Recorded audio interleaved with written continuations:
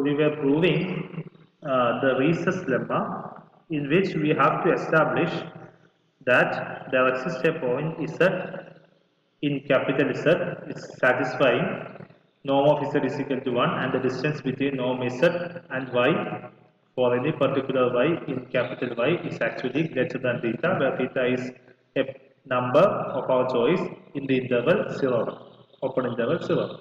So for that, we take a point V, which is actually in Z minus Y, and associated with that, we define the distance between the set Y and the point A. The least among the set of all distance is termed as A, and we choose a point theta in between 0 and 1. Then A by theta is actually greater than A. So actually, the collection of all distances between the point V and the point Z is M. We call that as M, which is set of norm of V minus Y, collection of all norm V minus Y, where Y belongs to capital.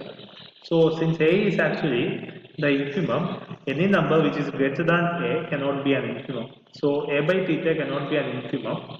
So in between A and A by theta, there should exist at least one point in M. So let that point be norm of V minus Y naught, where Y naught is a point in capital. And associated with that Y naught and V, we have defined a point Z, a constant C into V minus Y naught, where C is defined as 1 by norm V minus Y naught. This is exists. So now we have to prove that norm Z is equal to 1 and norm Z minus Y is greater than or equal to theta. Norm Z is equal to 1, we have established that. Now we have to prove that norm Z minus Y is actually greater than theta. So we will prove that. So norm Z minus Y,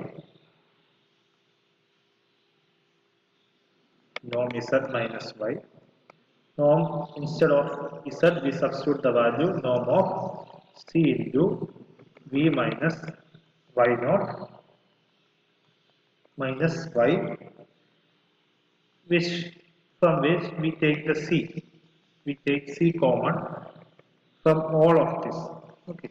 So here we have 1 by C as well. So this can be written as norm of C into V minus Y naught into C inverse C Y. C inverse is actually 1 by C. Now we take the C as common. So C into C is actually positive. That's why we do not use modulus. V minus Y naught minus C inverse Y. Now we combine these two terms and write it as a single term, because Y naught is actually a point in Y and Y is actually a point in Y. We can combine them together and define a new point Y1, which is defined as Y naught plus C inverse Y. This is actually a point in capital Y. So substituting that, we get C into norm of V minus Y1. We can write as such. Okay. So since Y0 is a point in capital Y and Y is a point in capital Y, its linear combination is also a point in capital Y, since it's a vector space and it's a subspace. So clearly Y1 is a point in capital Y. And we have already defined our distance H to be infimum of set of all Y belongs to Y, norm of V minus Y. So corresponding to every point in Y, this distance, the least value of this distance is A. So corresponding to every point in Y, norm of V minus Y should be greater than or equal to A, because A is the least among the set of all distance. So instead of Y, we have Y1. So norm V minus Y1 should be greater than or equal to A. So C into norm V minus Y1 should be greater than or equal to C into A, because A is the least among the set of all distance, where for any point Y in capital Y. Here Y1 is a particular point. Okay. So the distance between V and Y1 should be greater than or equal to A. So in particular, we can write that as in particular norm of V minus Y1 should be greater than or equal to A. Now multiply by C. So C into norm V minus Y1 should be greater than or equal to C. So we start from norm of Z minus Y, which is equal to C into norm V minus Y1, which is greater than or equal to C into A. Now we substitute the value of C. So which is equal to 1 by norm V minus Y naught into A. So what we get is norm Z minus Y is actually greater than or equal to A divided by norm V minus Y naught, which is what we have obtained. We already established that A is less than or equal to norm V minus Y naught is actually less than or equal to A by theta, which is what we have established. So, if we take the right hand side of this inequality, this part only, we can write that part as now V minus Y naught is actually less than or equal to A by theta. So, if we take the reciprocal, the inequality changes. So, 1 by norm V minus Y naught should be greater than or equal to 1 by A by theta. Okay, or theta by. So, instead of this 1 by V minus Y naught, we can substitute 1 by A by theta. So, 1 by norm V minus Y naught greater than or equal to 1 by A by theta in this inequality. We call that inequality as equation number 1. So, from equation number 1 should imply that norm of Z minus Y should be greater than A divided by A by theta. Instead of 1 by V norm V minus Y naught, we substitute 1 by A by theta. We have the same inequality, so it does not change.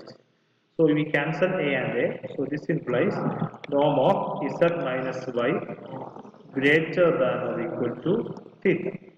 So theta is a number which we have chosen is in between 0 1, and corresponding to that we have found an Z which is defined as C into V minus Y naught, where Y naught is a point which we have obtained from the distance which has the least distance from Y, and V naught. V is a point which we have chosen, arbitrary point which we have chosen from Z minus Y, and we corresponding to this theta, we have found that norm of Z is actually 1, and norm of Z minus Y for every Y belongs to capital Y is actually greater than or equal to theta, where theta is our choice.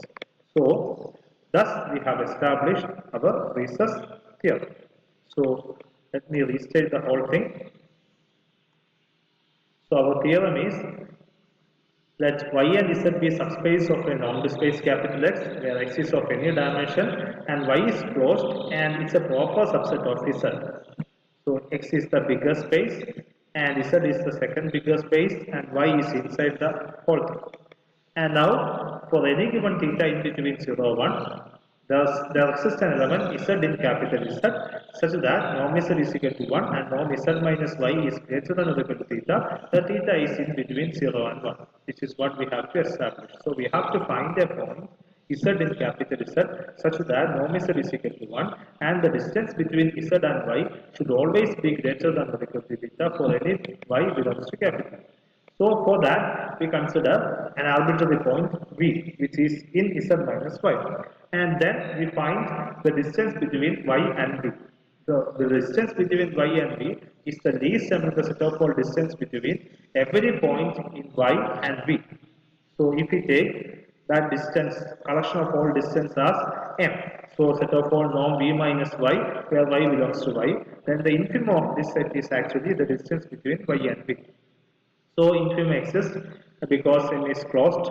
So Y is closed. Infimum is exists actually. It exists. So A is equal to infimum of norm V minus Y, and Y is closed means A is greater than 0. A is equal to 0 whenever the 2 points inside the set. Okay. Now we take any point theta in between 0 and 1, then clearly a by theta is actually greater than a because theta is in between 0 and 1. Since a is said to be the infimum, by the definition of infimum, any number which is greater than a cannot be the cannot be the lower bound. Which means in between a and a by theta, there should exist at least one point in the set. Our set is consisting of the points, collection of all numbers of the form norm v minus y. So, in particular, in between a and a by theta, there exists at least one such point. So, we call that corresponding point as y naught. So, the corresponding number as norm v minus y naught. Okay. So, we have found a y naught which is in capital Y. Now we have enough tools to define our Z. So our Z is, we define Z as to be C into V minus Y naught, where C is 1 by V minus Y naught, where V is our point which we have chosen in Z minus Y, and Y naught is the point which we have obtained from this inequality. Then, now we have to prove two things. The first thing is we have to establish that norm Z is equal to 1, which is actually very trivial. So, we take norm Z is equal to norm of C into V minus Y naught and we substitute the value of C. Now, the second thing which we have to prove that norm Z minus Y is actually greater than or equal to theta. So, instead of Z, we substitute our value and y, and we write the second part as C inverse C, and we take the C common, and y naught is actually a point in capital Y is the point which we have chosen right now, any arbitrary point in capital Y, then the linear combination is actually a point in capital Y. So y naught plus C inverse Y can be termed as a y1 which is in capital Y. So substitute y1 instead of this. So we can write norm Z minus Y as C into norm V minus Y naught. Now A is the infimum of set of all V minus Y. So which means that every norm of V minus Y should be greater than or equal to theta because A is the least value. So in particular, norm V minus Y1 should be greater than or equal to A because y1 is actually a point in capital Y. So C into norm V minus y1 is greater than or equal to C into A. So we substitute that. So norm Z minus Y should be greater than or equal to C into A. Instead of C, we substitute 1 by norm V minus Y naught. So norm Z minus Y is actually greater than A into norm V minus Y naught. We have already assumed that Y naught is a point such that A less than or equal to norm V minus Y naught less than or equal to A by theta. So we take the second part as norm V minus Y naught less than or equal to A by theta. So 1 by V minus norm V minus Y naught is greater than or equal to 1 by A by theta. We substitute this in equation number 1. So we get this norm Z minus Y is greater than or equal to A divided by A by theta. A and A get cancelled. So norm Z minus Y is actually greater than or equal to theta.